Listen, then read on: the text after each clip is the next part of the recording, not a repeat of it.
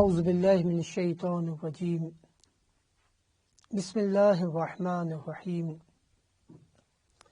وبہ نستعین وہو خیر معین۔ ہمارا موضوع گفتگو ہے ازدواج یا شادی۔ اس ضمن میں بہت ساری آرائز مختلف موضوعات پر آپ کی خدمت میں ہم پہلے عرض کر چکے ہیں۔ آیات و روایات کی روشنی میں ایک جمع بندی کرتے ہوئے ایک فہرست کے طور پر جو حقوق ہیں شوہر کے بیوی پر اور بیوی کے شوہر پر، ان میں سے چند ایک آج آپ کی خدمت میں ہم پیش کرتے ہیں۔ بیوی کے جو حقوق ہیں شوہر کے اوپر، ان میں سے پہلا حق جسے اولویت حاصل ہے وہ ہے اس کا حق مہر اس کو ادا کیا جائے، اور حق مہر ادا کر کے اس کے استعمال میں بھی اسی کو اختیار دیا جائے کہ وہ جہاں مناسب سمجھے، جیسے مناسب سمجھے وہ اس کو خرچ کر سکے۔ دوسرا یہ ہے کہ موسم کے اعتبار سے شریعت یہ کہتی ہے کہ ہر موسم میں کوشش کی جائے کہ اس کو کم از کم 2 جوڑے، 2 لباس سردیوں کے اور 2 لباس اس کے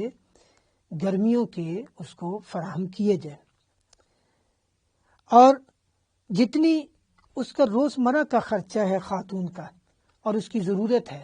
اس کے مطابق جسے ہم پاکٹ منی کہتے ہیں، جیب کا خرچہ کہتے ہیں، بعض ایسی ضروریات ہوتی ہیں جو ابھی یہاں قابل بیان نہیں ہے، تو لیکن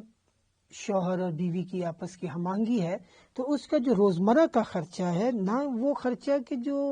بلا وجہ بلا جواز بعض خرچے ہوتے ہیں، فضول خرچی ہے، اسراف ہے، اس کی طرف بات نہیں کی جا رہی۔ جو بنیادی ضروریات میں ابتدائی اخراجات ہیں وہ اپنی توان اور طاقت اور استعداد کے مطابق شوہر کو چاہیے کہ بیوی کو ادا کرے۔ حق زوجیت میں حکم یہ ہے کہ 4 ماہ سے زیادہ کی رکاوٹ نہیں ہونی چاہیے، بلکہ بعض علماء تو یہ کہتے ہیں کہ جیسے 4 ماہ سے زیادہ رکاوٹ نہیں ہے، اسی طرح 3 دن سے چوتھے دن کی وہ رکاوٹ نہیں ہونی چاہیے کہ یہ بالآخر قرآن کہتا ہے ہم نے آپ کے جوڑے بنائے ہیں اور اس کے نتیجے میں آپ کے درمیان مودت اور رحمت اس کو پیدا کیا ہے آپ کے درمیان۔ تو حق زوجیت کے ادا کرنے میں خاتون مانع نہیں بن سکتی، اور شوہر کا حق ہے اور اسی طرح بیوی کا بھی حق ہے کہ شوہر اس سے 4 ماہ سے زیادہ جدائی نہ کرے۔ جہاں روزمرہ زندگی میں جو اس کے ذاتی اخراجات ہیں بیوی کے، وہ ادا کرنا شوہر پر ضروری ہیں، اسی طرح گھر کے استعمال کی جو چیزیں ہیں وہ بھی اپنی استعداد کے مطابق فراہم کرنا وہ روزمرہ زندگی میں شوہر پر ضروری ہیں، اور بیوی کا یہ حق ہے کہ وہ شوہر سے کہہ سکتی ہے۔ شوہر اگر اس کے لیے خادمہ کا انتظام کر سکتے ہیں تو خادمہ کا انتظام کرے، اور گھر کے امور میں اگر خادمہ نہیں دے سکتا، خود ہاتھ بٹا سکتا ہے تو خود ہاتھ بٹائے، جیسے رسول پاک صلی اللہ علیہ وسلم بکریوں کا دودھ دھو لیتے تھے، صفائی کر دیتے تھے، جوتے گانڈ لیتے تھے، بہت سارے گھر کے کاموں میں وہ ہاتھ بٹاتے تھے۔ تو اگر سید الانبیاء وہ یہ کام کر سکتے ہیں تو ایک چھوٹی موٹی پوسٹ کے اوپر فائز آدمی کہے جی میں 70ویں گریڈ کا افسر ہوں، تو میں اتنا بڑا بزنس مین، تو میری یہ معاشرتی حیثیت، تو میں عالم و فاضل نمیدونم کیا کیا وہ کہے، تو اس میں احتیاط کرنے کی ضرورت ہے کہ جو گھر کی روزمرہ کی ضروریات ہیں وہ بھی فراہم کی جائیں۔ شہید مطہری نے ایک جگہ پر بیان کیا ہے کہ اگر خاتون کی ضرورت ہے واشنگ مشین، تو یہ آپ بیاہ کر کے نکاح کر کے کوئی واشنگ مشین نہیں لائے، خاتون کوئی واشنگ مشین نہیں ہے کہ آپ کے کپڑے دھوئے، آپ کے عزیزوں کے، آپ کے سارے گھر والوں کے، آپ کے بچوں کے، بلکہ اس کے لیے ایک مشین خریدو،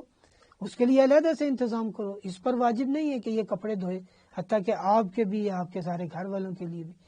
تو اس کی جو ضرورت ہے، اگر واشنگ مشین اس کی ضرورت ہے، گھر میں ایک ہیٹر کی ضرورت ہے، چولہے کی ضرورت ہے، بستر ہے، برتن ہے، اور جو گھریلو سامان ہے، یہ فراہم کرنا مرد پر ضروری ہے اور خاتون کا یہ حق ہے۔ بیوی کی عزت اور کرامت یہ دونوں پر واجب ہے۔ شوہر کی عزت اور احترام اور بیوی کی عزت و احترام. تو بیوی کا حق ہے کہ وہ اس حق کو اگر وہ سستی کرے شوہر اس حق کی ادائیگی میں، خدا نخواستہ بیوی کو گالیاں دیتا ہے، اس کو برا بھلا کہتا ہے، اس کو تانے دیتا ہے، طنز کرتا ہے، اس کے کاموں میں کیڑے نکالتا ہے، کبھی اس کی حوصلہ افزائی نہیں کرتا، تشویق نہیں کرتا، اس کی کبھی شکریہ ادا نہیں کرتا. حدیث میں فرمایا گیا کہ جو لوگوں کا شکریہ ادا نہیں کرتا وہ خدا کا شکریہ ادا نہیں کرتا. پھر قرآن کہتا ہے کہ میرے بندوں میں سے کم ہیں جو اللہ کے شکر گزار ہوں. تو اللہ کے شکر گزار بندے کم ہوتے ہیں. یہ جو فقہ میں کہا گیا کہ خاتون پر گھریلو کام واجب نہیں ہیں، حتیٰ کہ بچے کو دودھ پلانا بھی اس کے اوپر واجب نہیں، اگر وہ شوہر سے اس کی حق زحمت لینا چاہے تو لے سکتی ہے، تو باقی گھر کے کام بھی اس پر واجب نہیں. وہ اس لیے کہا گیا ہے کہ یہ کلیئر ہو شوہر کو کہ اگر وہ یہ کام کر رہی ہے تو یہ اپنا ایک اخلاقی طور پر یہ کام انجام دے رہی ہے. کل کو اگر کسی ایک دن اس نے کپڑے نہیں دھوئے، کپڑے استری نہیں ہوئے، کھانا نہیں پکا یا صحیح نہیں پکا، تو اس کی وجہ سے رشتہ نہ توڑ دے، اس کی وجہ سے اس کو گالی گلوچ نہ کرے. اس کو شوہر کو جب پتا ہو کہ یہ اضافی ذمہ داری ہے، یہ اخلاقی واجبات میں سے ہے جو وہ انجام دے رہی ہے، تو پھر اس کو نہ وہ غصہ آئے گا اور نہ وہ اس غصے کا اظہار کرے گا. اگر وہ اس کو اپنا حق سمجھ رہا ہے اور اس کا وظیفہ سمجھ رہا ہے، اس کے لیے واجب سمجھ رہا ہے، تو پھر لڑائی جھگڑے ہوں گے، پھر گھر میں مشکلات پیدا ہوں گی، پھر وہ ساس سسر اور ساس اور بہو کے جھگڑے اور پھر پتہ نہیں کیا کیا مشکلات پیدا ہو جاتی ہیں. کیونکہ ساس بھی سمجھ رہی ہوتی ہے کہ اب یہ بھی اس بہو کے اوپر واجب ہے، اور شوہر سمجھ رہا ہوتا ہے کہ میری بیوی پر یہ واجب ہے کہ میرے گھر کے سارے افراد کا وہ خیال رکھے. ایسا نہیں ہے. آپ کوئی خادمہ نہیں لائے یا کوئی زر خرید غلام نہیں لائے گھر میں. اس کو جو خاتون کو آپ لائے ہیں یہ اللہ کی مخلوق ہے، اس کے وہی احساسات و جذبات ہیں انسانی سطح پر جو آپ کے ہیں. تو ایک انسان ہونے کی حیثیت سے اس کی عزت اور احترام کرنا یہ اس کا پہلا حق ہے. اور ہمارے اوپر کہ جن کی یہ بہویں ہیں یا جن کی یہ بیگمات ہیں یا جو یہ رشتے اس طرح مرد کی طرف سے ہیں، ان پر واجب ہے کہ ان کی عزت کریں، ان کا احترام کریں، ان کو گالی گلوچ نہ کریں. مرد و زن دونوں ایک دوسرے کا لباس ہیں. قرآن نے کہا تم ان کا لباس ہو، وہ تمہارا لباس ہے. تو جیسے لباس انسان کا اس کو سردی گرمی سے بچاتا ہے، اس کو ظاہری عیوب سے بچاتا ہے، اس کا ساتر ہے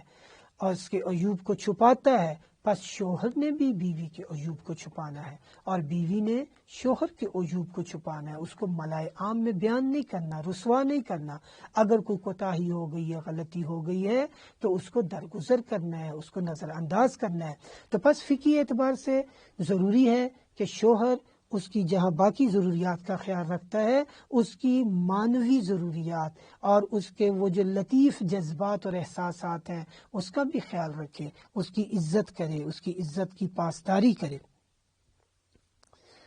اگر دیکھتے ہیں کہ گھر میں بعض جگہوں پر جوائنٹ فیملی سسٹم ہے لیکن اس کی وجہ سے بہت سارے معاملات بگڑ رہے ہوتے ہیں، اس میں اصالت یہ ہے کہ آپ کے گھر کے امور بہتر طور پر آگے بڑھ سکیں.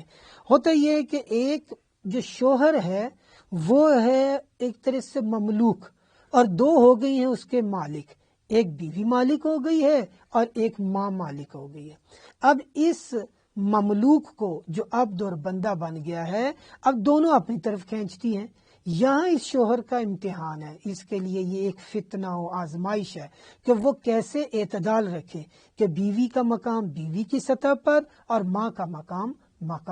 ماں کی سطح پر رہے، دونوں کے درمیان اعتدال رہے، دونوں کی عزت احترام، دونوں کے بارے میں جو ہمارے اوپر واجبات آتے ہیں اس کو بہتر انداز سے ادا کر سکیں، اپنے فرائض کو ادا کر سکیں. تو بعض جگہوں پر فرمایا گیا ہے کہ اگر امکان ہو کہ یہ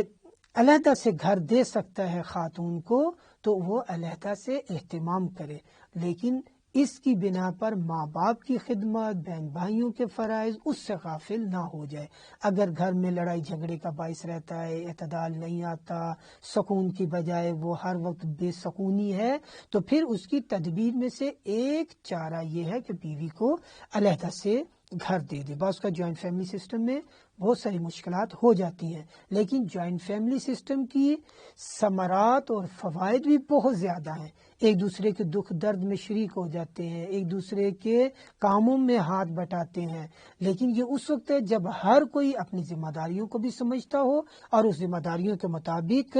اپنے فرائض کو ادا بھی کرتا ہو۔ اگر کہیں انسان سفر پہ گیا ہے تو واپسی پہ بیوی کے لیے تحفہ لے کر آئے، یہ اس کا ایک طرح سے حق ہے۔ کلی طور پر احادیث میں فرمایا گیا کہ جب آپ سفر سے واپس پلٹیں تو اپنے عزیز و اقارب کے لیے کوئی تحفہ لانا اور ہدیہ لانا، یہ محبتیں بڑھاتا ہے، یہ آپس کے پیار کو بڑھاتا ہے، ایک دوسرے کے خیال کو دیکھتے ہیں کہ واقعی اس نے خلوت میں میرا بھی خیال رکھا ہے، جلوت میں بھی میرا خیال رکھا ہے۔ معمولاً ہم دیکھتے ہیں کہ گھروں میں خواتین جو کچھ پکایا اپنے شوہر کے لیے تھوڑا سا علیحدہ کر کے رکھ دیتی ہیں کہ بھی شوہر آئے گا تو اس کو دوں گی، اور اگر شوہر باہر جائے اور باہر وہ گل چھڑے اڑاتا رہے یا باہر مختلف محفلوں میں مختلف قسم کی غذائیں کھاتا رہے، خود عیش و عشرت میں رہے اور گھر کے خرچے میں اور بجٹ میں ان کو آرام اور سکون میں نہ رکھے اور ان کی ضروریات اور ان کی خوشی کا خیال نہ رکھے، تو گویا ایک طرح سے یہ ان پر ظلم ہے۔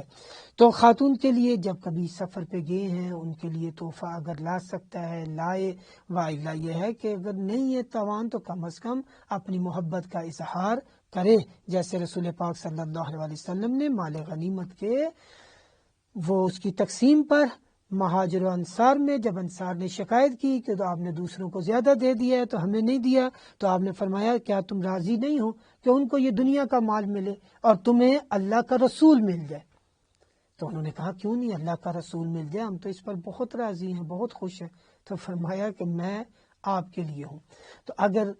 مالی توان نہیں ہے، طاقت نہیں ہے، ہم نے جو عرض کیا ہے کہ متوجہ رہے، توان ہوتے ہوئے بھی نہیں لاتے،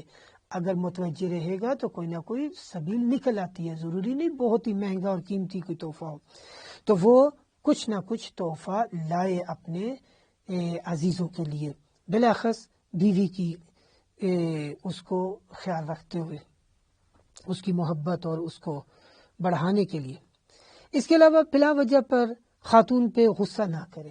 بلا وجہ اس پر ناراض نہ ہو، اپنی طاقت کا اظہار اس پر نہ کرے، وہ تو ہے ہی صنف نازک، وہ آپ کی طاقت کہاں برداشت کر سکے گی۔ تو اگر انسان اپنے غصے کو ایک چیونٹی کے اوپر اتارنا چاہے تو انسان کے جس کو طاقت اتنی ہے کہ وہ کلاشنکوف کے ساتھ چیونٹی کو اگر مار دے یا اس کے اوپر ایٹم بم چلا دے، کوئی ایٹم بم کی ضرورت ہے چیونٹی کے لیے؟ چیونٹی کی کیا حیثیت اور کیا طاقت، تو انسان چیونٹی کے مقابلے میں کس قدر طاقتور ہے۔ اگر انسان اسی کو موازنہ کرے کہ ہمارا خالق و مالک جس نے سورج بنایا ہے، چاند ستارے، یہ ساری کائنات اور خود ہمارا خالق ہے، اصلاً کوئی نسبت ہی نہیں ہے اس کی قدرتوں کی، اس کی طاقتوں کی، تو انسان بہت سارے گناہ کرتا ہے۔ اور قرآن کہتا ہے اگر تم یہ چاہتے ہو کہ خدا تمہیں معاف کر دے تو تمہیں چاہیے کہ تم اللہ کے بندوں کو معاف کر دو۔ تو اگر کسی کے اوپر غصہ آتا ہے تو مومن کے اوصاف میں سے ہے کہ کاظمین الغیظ والعافین عن الناس، کہ وہ غصہ پی جاتے ہیں، وہ لوگوں کو معاف کر دیتے ہیں۔ تو اگر بیوی پہ کسی وجہ سے غصہ آ گیا ہے، کوئی ناراضگی ہو گئی ہے، تو غصے کو تھوک دو۔